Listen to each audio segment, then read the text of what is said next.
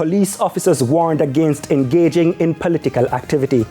Good evening and welcome to Primetime News and to our viewers on TVJ International in the Cayman Islands and online at onespotmedia.com. I'm Dwayne Anderson. Also this evening, political tension rising as campaign activities intensify and local coffee producers keen to find new partners in international markets.